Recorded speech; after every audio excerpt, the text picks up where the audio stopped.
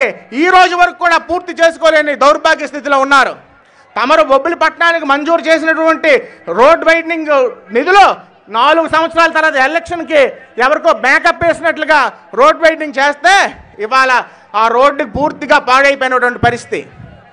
ఇవాళ రామభద్రపురం మండలం కొండకింగ గ్రామంలో అక్కడ ప్రజలు తెలుగుదేశం పార్టీకి 600 ఓట్ల మెజారిటీ స్థానిక సంస్థల్లో ఇచ్చారని ఇవాళ మన కార్యకర్తలకి పేద ప్రజలకు లేకుండా అక్కడ స్థానిక నాయకులు డబ్బులు వసూలు చేసి తీరని అన్యాయం తెలుగుదేశం పార్టీ ప్రజలకి గ్రామ ప్రజలకి చేస్తున్నారు. తప్పకుండా తమరు ముఖ్యమంత్రి అయ్యాక మనం అందరం కూడా న్యాయం చేయాలని కోరుకుంటున్నాను. అదేవిధంగా సాగునీరు దౌర్భాగ్య స్థితిలో ఉంది. తోటపల్లి కాలువ దౌర్భాగ్య స్థితిలో ఉంది. వెంగళరాయ సాగరం కాలువ అయితే ఇది కాలువ కాదు, పెద్ద పుల్లో అడవి పందులో ఉంటే అక్కడ కాపురం చేసుకోవచ్చు. అంత దౌర్భాగ్య స్థితిలో కాలువలు ఉన్నాయని మీకు అందరికీ కూడా తెలియజేసుకుంటున్నాను.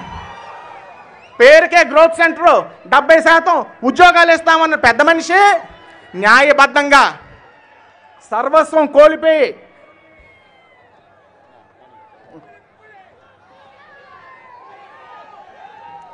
గ్రోత్ సెంటర్ భూముల్లో సర్వస్వం కోల్పోయినటువంటి మెట్టవలస, గొర్రెల సీతారాపురం, గుంతాడు వలస, బూర్జు వలస, పనుకు వలస, గొల్లాది రైతులు మాకు న్యాయంగా రావాల్సిన ఉద్యోగాలు మాకు ఇప్పించిందంటే లాఠీ దెబ్బలతో కొట్టించడమే కాకుండా అన్యాయంగా 14 రోజులు 15 రోజులు జైలు పాలు చేసినటువంటి ఘనత ఈ ప్రభుత్వం అందని ఈ సభాముఖంగా తెలియజేసుకుంటున్నాను.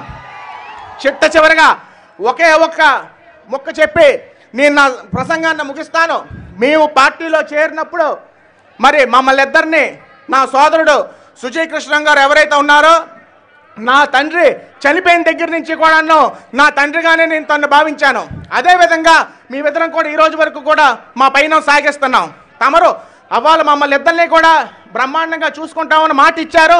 అదేవిధంగా చూసుకుంటున్నారు, మా ప్రజలను కూడా చూసుకుంటున్నారు. అదేవిధంగా మేము రక్తం పంచుకు పుట్టకపోయినా మరి వారి పూర్తి సహాయ సహకారాలు ఇస్తున్నటువంటి తెంట్ల లక్ష్మణాయుడు గారిని కూడా తమరు ఎప్పుడు కూడా మర్చిపోకూడదని ప్రార్థిస్తూ మాకు ఇంత వ్యవసాయ పనులు, ఇంత పంటగ పనులు, అనేకమైనటువంటి పనులున్నా ఇంత జయప్రదం చేసినటువంటి ప్రతి ఒక్కరికి, ప్రతి ఒక్క తెలుగుదేశం పార్టీ కుటుంబ సభ్యుడికి పేరు పేరున నా కృతజ్ఞతలు తెలియజేసుకుంటూ చివరిగా ఒకటే చెప్తున్నాను.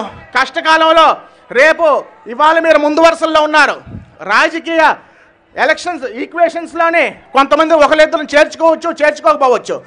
ఎలక్షన్లు అయ్యాక వాళ్ళు ముందు కుర్చీల్లో కూర్చున్నా మీరు ఒకటి మాత్రం గుర్తుంచుకోండి, ఎవడు ఎక్కడ కూర్చున్నా కష్టకాలంలో తెలుగుదేశం పార్టీ జెండా మోసి పార్టీని నిలబెట్టి బతికించిన ప్రతి ఒక్క తెలుగుదేశం పార్టీ కార్యకర్త ఎల్లప్పుడు కూడా మన గుండెల్లో ఉంటాడనే విషయం మీకు అందరికీ కూడా తెలియజేసుకుంటూ అదేవిధంగా జనసేన అధినేత పవన్ కళ్యాణ్ గారికి నా హృదయపూర్వక కృతజ్ఞతలు.